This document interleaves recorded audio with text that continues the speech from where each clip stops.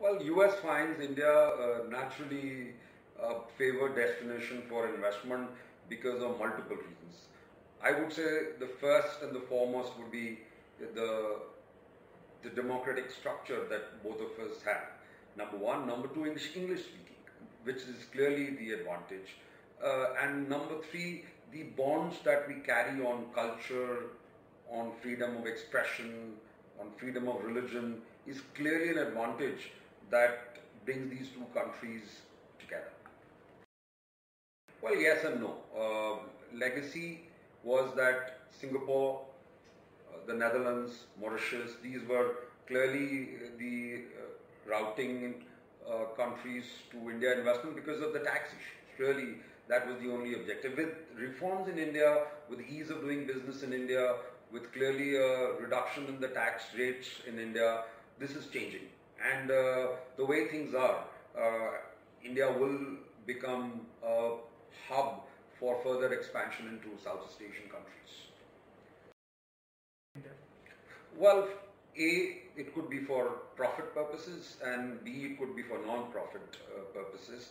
So for non-profit purposes, it's a very simple issue is that there is a Section 8 company, which is what most organizations will take. But let me talk about the profit-making setup. That's really a company structure, and now we see an option of an LLP that is being considered by many small and medium-sized businesses.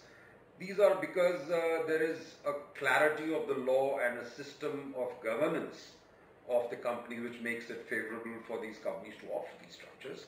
But apart from that, there is also an option of opening a branch office or a project office. These are governed by the Reserve Bank of India, and they are kind of small stint businesses, businesses coming for a purpose or a small stint who would go for these structures.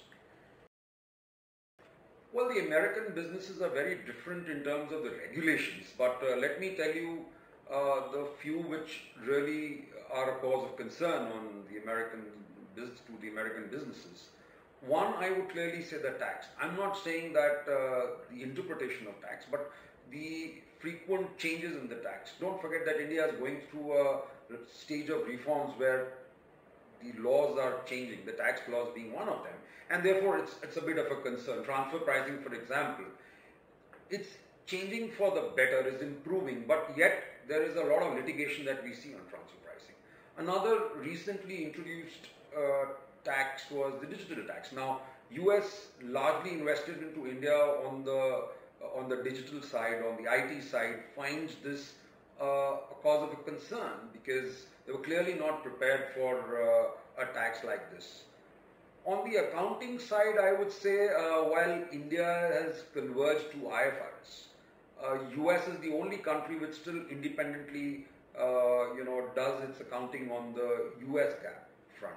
So therefore, a mismatch between the Indian accounting and the US GAAP is also something, I would not say a pitfall, but is an administrative concern for the US companies who have to report their accounts in US GAAP ultimately.